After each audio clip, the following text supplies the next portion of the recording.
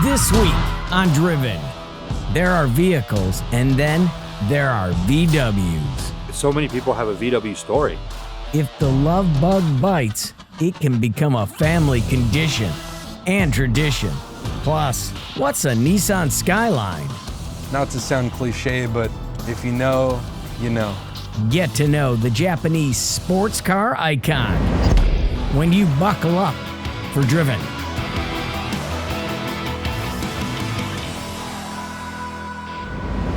Very few cars share the love like a VW. But when you add family into that mix, you're talking about something very special. You're talking about the Panhandlers. The truth is, I like stickers. I was talking to a buddy of mine and I'm like, we should do something where we just have kind of like the same stickers on our cars. Blake and I would always joke, we should make something up and just be something, And then he had talked to our friend Tom McIntosh, who lives in New Hampshire. He's got a fastback. They're like, that's it, we're going to do it. Kept going and going and going, and they decided on Panhandler. It seemed to just fit us all, It worked. I was like, great, now we're just going to make tons of stickers, and we just kind of handed them out to my dad, my uncle, my brother. And not just one.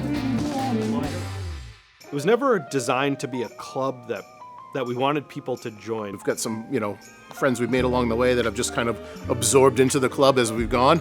If you show up at a cookout or at a show and you come over and you talk and you hang out and you do that again and you do that again, there isn't a ceremony where we induct you into the Panhandlers. You just, one day, if I remember it, I'll go into my little box where I have plaques and stickers, and I'm like, oh, here you go, throw this on your car, It's in the collection, man. It's in the collection. This is how you know you've made it right here. You know what I mean? Yeah. Honestly, I don't know the count. Could be 15 to 18 people at this point. I'd have to sit there and list them off and really count. So it's kind of funny in that regard because, A, it's humbling that people want to be a part of what this thing that we've kind of built is. Everyone who comes and hangs out and is part of Panhandlers, they are all people who I want to spend time with and be with. Cars are just a common denominator. And that's what it really, sort of the intention of it was, and that's fortunately what it's been. I really felt like I was part of a family when I was introduced to the Panhandlers. I met the Panhandlers, and they all had their own cars. I had a Cars and Coffee in Newport. So when I moved here, coming from the Los Angeles scene, which is a very different scene than the East Coast scene, it was cool to meet people that were just as much into it, had cars that looked similar to mine, and were a family-oriented group of people. They say everyone has a Volkswagen story. And just like many car clubs all over the world, the Panhandlers were formed around friends, family, and the fables of vintage air-cooled VWs. We got this bus. It's had a journey in its life, and we're going to bring it back. It's not going to be as pretty as our other cars, and we don't want it to be. That's not the point of it. The funny thing is, I guarantee if I park the Bug next to the bus, more people would come over and look at the bus because it looks like it has a story to tell, right? And we don't want to take that away from it. It's been a barn collapsed on it. It was in a house with a fire on it. That the house burned down, and the bus is still here. You think back to Woodstock and your grandparents had one or your parents had one, everyone's got their Volkswagen story. I decided I wanted to build an air-cooled, and I wanted to do something with my father. I found a 1962 Beetle, and I was like, all right, that's cool. I'll buy it and I'll get it running, and then anyone who's ever built a car will know that it's not that, right? You all of a sudden you start peeling the onion and you're like, wow, I'm way deeper into this than I ever thought. But overall, it was an original ragtop car, which, it's got the sliding sunroof is what the ragtop is. I had proposed to my then girlfriend, and I said to Ryan one day, I said, I want to drive from the church in the Bug. And he's like, okay, because it was still probably just out of welding. And I was like, all right, listen, here's the deal. I have 12 months to get this car done. And we got it done. I was like, you know what? I'm driving to Wolfsgart in Vermont in this car, which is 350 miles away. I am white-knuckled driving this car. It was not ready to be driven like that, but I did it anyway. So I'm screaming down the highway. So I pull over about I don't know, half hour, 40 minutes into the drive, my buddy says, "Is everything all right?" I'm like, "Yeah, I'm just kind of getting the jitters out a little bit, He's like, "Well, you're only doing 50. I was like, "I'm only doing 50? Because my speedometer was way off because the tire size in the front messed with that a little bit. And they said they'll never forget the look on my face when they drove by. I couldn't even turn to look over at them. I was so scared. To me, the car is so much more than just a car. It's that memory specifically. It's the fact that I got to build it with my father and my brother, and there isn't any amount of money that I would ever sell it. It's not worth anything because it's worth everything. I mean, realistically, we're taking these cars that should not be fast and trying to make them fast, so you're already up against, all odds. And I think that's why so many people love the Beetle platform, is because you can turn them into, an off-road machine, a really lowered machine or a really fast machine. It definitely brings smiles to people's faces. All the cars do, really. We do our cruises, and people will sit in their front lawns with their cameras because they hear the first one go by, and they're like, "Oh, look, that's a cool old Volkswagen." And then the second one goes by, and the third one goes by. By the time the fourth or fifth one get there, they're just videoing the entire thing like a parade, and people smile and wave, and it's funny. It just makes people happy. Try to go to a gas station with 3 or 4 of these and not have 12 people come up to the pumps and just looking at the cars and, "Oh, my father had a Volkswagen. Oh my God, I had a Volkswagen. It was my first car," So it's fun to talk to those people. My brother's like, "What? How do you know him?" I was like, "I saw him at a gas station and he had a bug, so I started talking to him, and he's like, "So he's coming to the house?" I'm like, yeah, he's good though." He's like, "Well, you met him for 5 minutes." I'm like, no, he's fine, don't worry about it. You don't want to own one of these if you're not a talkative person, because people are going to talk to you whether you want them to or not. Some of the best people I've ever met have come because someone saw that I had a bug, and then now, they're my best friend. From Beetles to buggies to buses and a modified thing, the Panhandlers have been helping each other to restore their passion projects while making lifelong memories along the way. Up next, it's not just a VW, it's a way of life. More with the Panhandlers when Driven continues. It's one thing to be bit by the bug as you grow up. It's another thing to be born right into the VW culture and have a mentor who is nicknamed VW Jesus.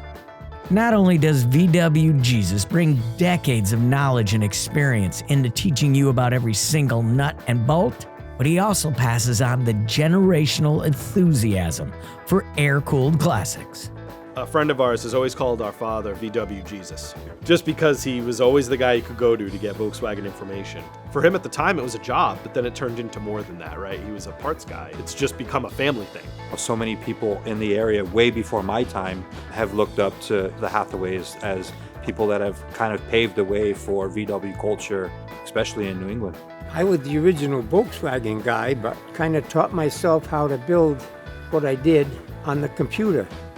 I had a microfiche machine. We had to look up the parts, and then I could see how the things went together and started building stuff.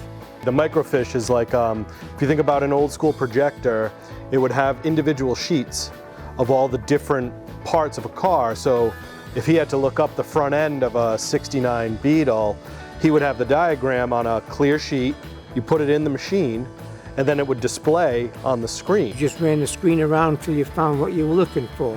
For as digital as it sounds, it's very analog, because you would have to go through all the files to pick the rear brake assembly for a square back or something. The Panhandlers Club has only been, what, a couple of years? Yeah. But before that, it was just Volkswagen people. Met somebody here, met somebody there, met a lot of people, I'll tell you.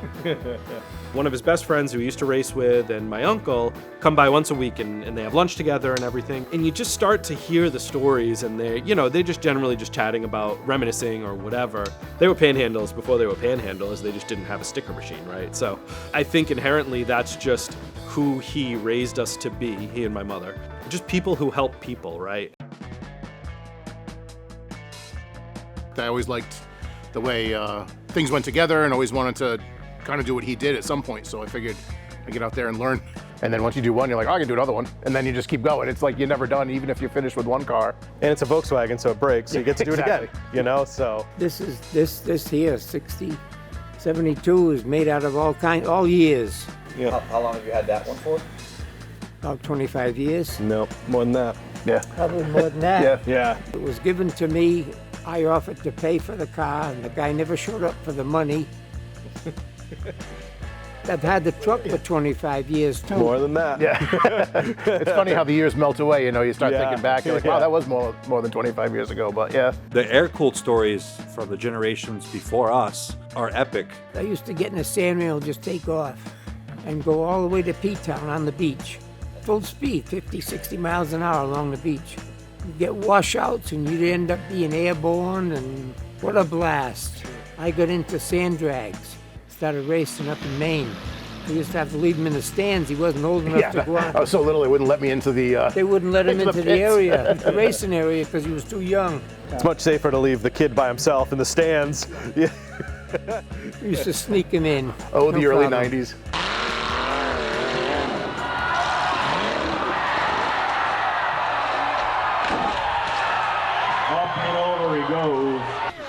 I never seen one do a pirouette on the top. Question. You know where you are and everything, right? Oh, yeah. Who you are, where you are? Yeah. Boy, that was something else. Wave to the crowd. Wave to the crowd. What a way to end the day. I mean, it brings me so much joy to hear those stories, you know what I mean? My father, God bless his soul, he's not with us anymore, but those are the memories I had with him. I grew up in the desert in El Paso, Texas. There was always some kind of Baja or some kind of buggy or some kind of dune buggy that we would take out to the dunes. You know, Volkswagens were kind of always just around. And one of my first cars was a VW, so I've been around VWs my whole life. Not everyone has a dad who was into cars, who got them into cars. Sometimes it's just they saw a car drive by and they were like, I want that when I get older, you know? So, and whatever that is. It could be a bug. It should be a bug, but... You know, it's just kind of always been a part of my history. So, like, being a part of their history is, like, super meaningful for me. Yeah, I don't see them quitting. They got too much involved in it right now.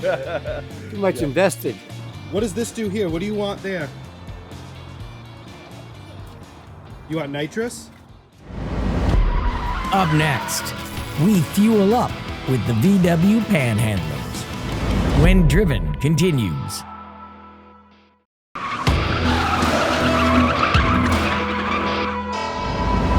Gathering together, sharing stories, and repair tips.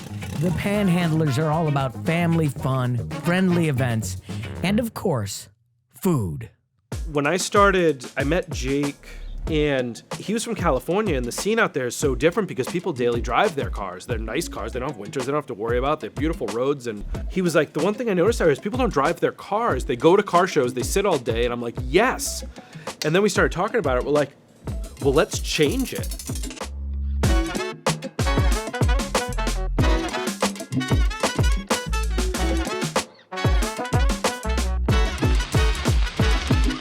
I'm a chef. I've been in the restaurant business for a long time. Hospitality is what is meaningful to me.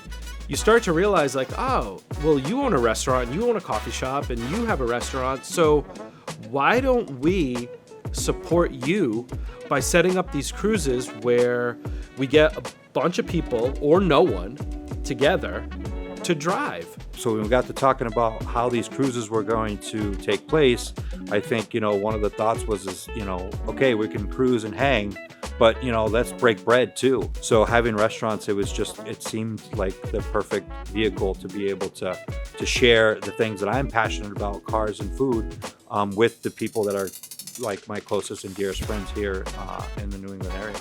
But when you park 20 classic cars out in front of a restaurant, the amount of people who just stop because they're like, what is going on? Is this a car show? Is this a thing? It just creates interest, and that's cool too. That's the happy side effect of this, is like we're able to just let people enjoy the cars while we're having beers or eating lunch or whatever. And then, some dad or mom drives by with their kid and they say, oh, look, an old bug, I want to stop. And they're looking at the cars right now. This kid has had a fun experience looking at cars, and who knows, maybe they're the next car guy, right? I run a small car show in April. It's a water-cooled Volkswagen show, and it's grown to have a bunch of air-cooleds there too. I think we're going on almost 20 years now. That show from the beginning it's a family event.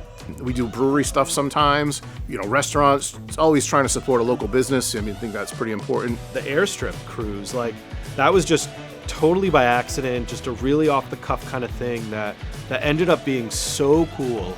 Those opportunities are wild. This was a random person who stopped when they saw us in a parking lot. At some point, he said to someone, "Oh, my family or my wife's family owns an airstrip not far from here. Would you guys be interested in doing something there?" So, of course, we're always looking for a great place to be able to hang out. And yeah, we ended up going down there. We cruised down there. They had a pilot go up and do flyovers. Someone was in the airplane taking pictures of the cars while they were flying over. So it was probably our biggest cruise to date. We're driving cars on a Mars tonight. We're blasting off to the stars tonight. But that particular day, you know, we had a really epic turnout of some really cool cars, Type 1s, Type 2s, Type 3s.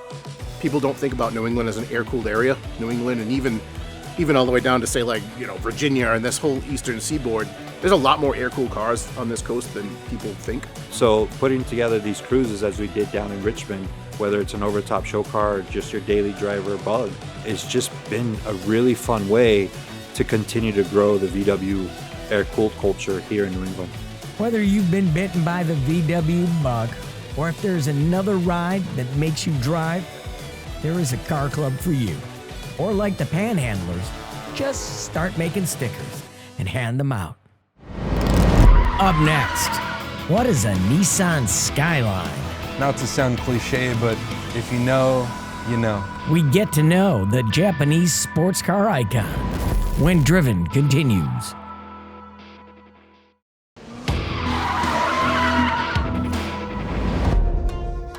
On the streets and highways across America, we often see many of the same cars.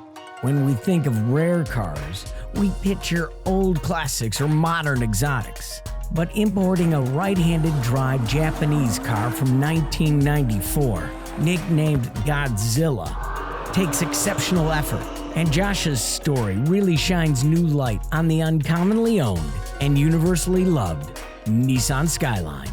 The kind of people that understand this car, it's almost like, not to sound cliche, but if you know, you know. It's funny, in Japan, cars are really cheap, and specifically on a military base, cars are disposable. So when I arrived on station, I remember the guy that in-processed me, he threw me the keys to a minivan. It was this microscopic Subaru Domingo, maybe 9 feet long, and it seated 7 people, and he just gave it to me for free. But I knew that I had to get a GT-R. There was a video game called Gran Turismo, the fastest car that everybody wanted to be. They chose the GT-R. I was in the Air Force for almost 10 years. I said, I'm gonna get out. My boss said, you know, why are you getting out? And I said, because I want to go to exotic lands. I wanted to go to Europe, or I wanted to go to Asia. And he says, well, what's your #1 place you want to go? And I said, I really just want to go to Japan. And lo and behold, I got orders to Japan. But in order to accept them, you gotta sign up for 5 more years. I was like, yeah, sign me up, I'm going. I'm gonna drive a Skyline GT-R. That's gonna be my everyday driver.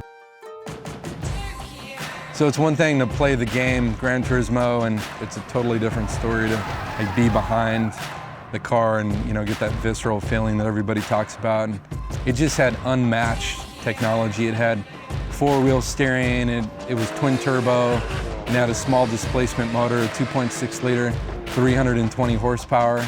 It earned the name Godzilla. Godzilla. I started up and drove it off, and just hearing, you know, the blow-off valve and the turbo spool up, and it was just like a dream come true. Right before I was scheduled to leave Japan and come back to America, I decided to upgrade to a GT-R 34.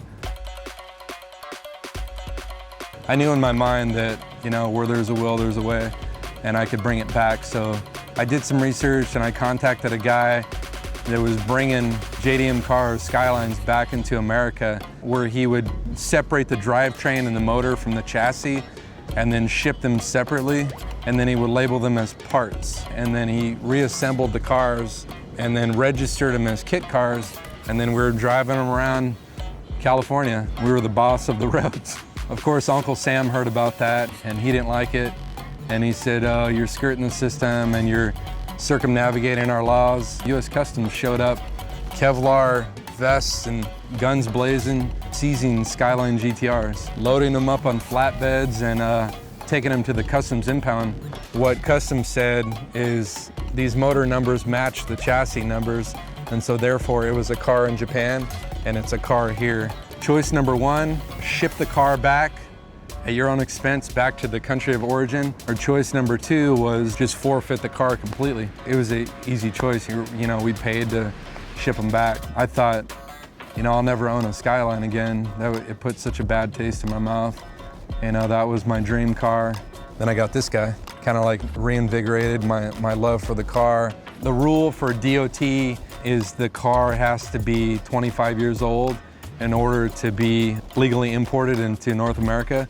And so the problem with the newer version of the Skyline GT-R is it wasn't yet old enough. Like this R32, it's more than 25 years old, and so therefore it's considered safe. The greatest time was probably ripping down the freeway with probably like 6 other GT-Rs on our way to the Fast and the Furious casting call. How cool would it be if our cars are in the Fast and the Furious movie and the casting director is walking around. He says, I like all your cars, you know, I want you in the movie. He presented us with a clipboard and he says, we need to sign this disclaimer that if we destroy your car, Universal Studios isn't responsible. And then, you know, we just said, not interested, you know. The coolest thing about owning this car in the US for me is that it's like no other car. Chances are when you're driving a right-hand drive Skyline GT-R, you're never gonna pull up to the stoplight and look over and see the exact same car. From the video game and the reputation of the car and the fact that it was nicknamed Godzilla, it really gets people excited.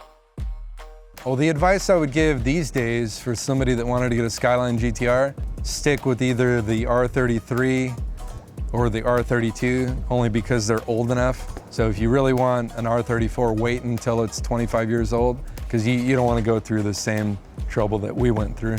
It doesn't matter if you're driving a Skyline or a VW. As long as you're happy with your ride, then it's the coolest car you can own. Stay driven, my friends.